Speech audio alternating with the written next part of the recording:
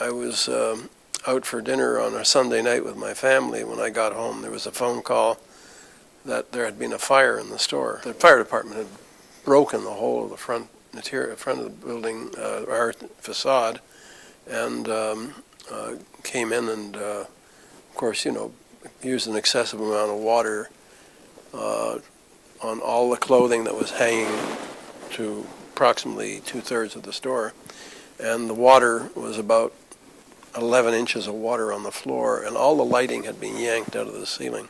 I had some very ornamental lighting too, and I stood there and I thought to myself, oh my God, what do I fear the most? What I fear the most is not being open to the customers that would come in tomorrow.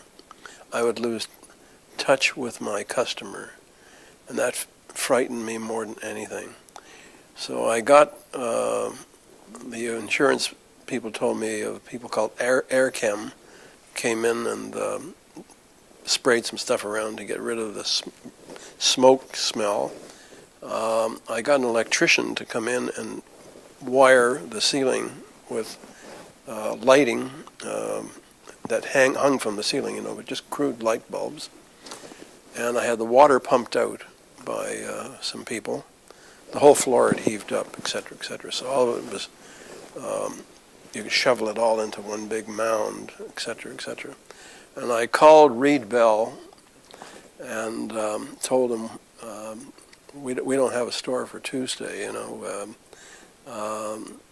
That night, he dictated to the Globe Mail the ad, which I will show you, that was brilliant, absolutely brilliant.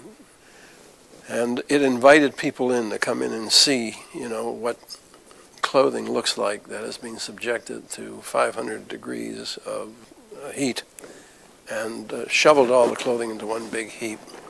The lighting wasn't very good, but it was adequate for, you to be nose to nose with people that came in.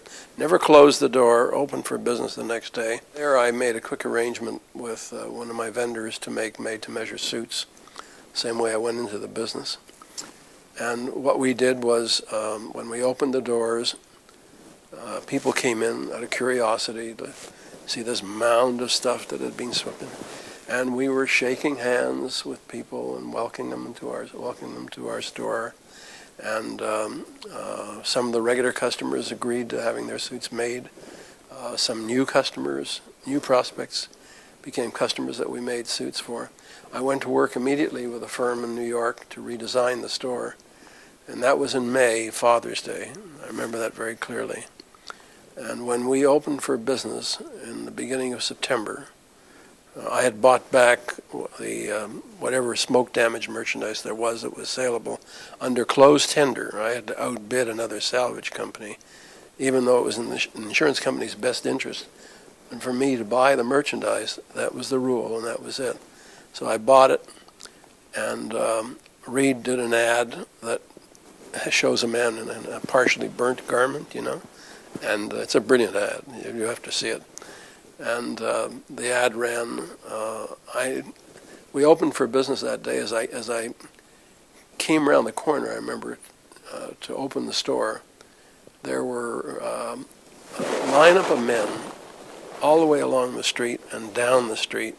There were more chief justices and lawyers waiting in line to buy a smoke-damaged suit. You see, and we carried on our business.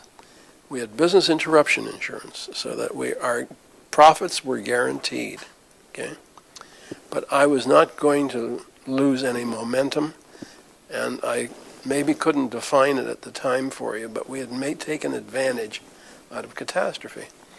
And the result was, when we opened this new store, which was fully paid for, properly inventoried in September, our sales zoomed ahead 20%. We didn't have a claim for any profit loss whatsoever. We were a wonderful customer for the insurance company, I'll tell you.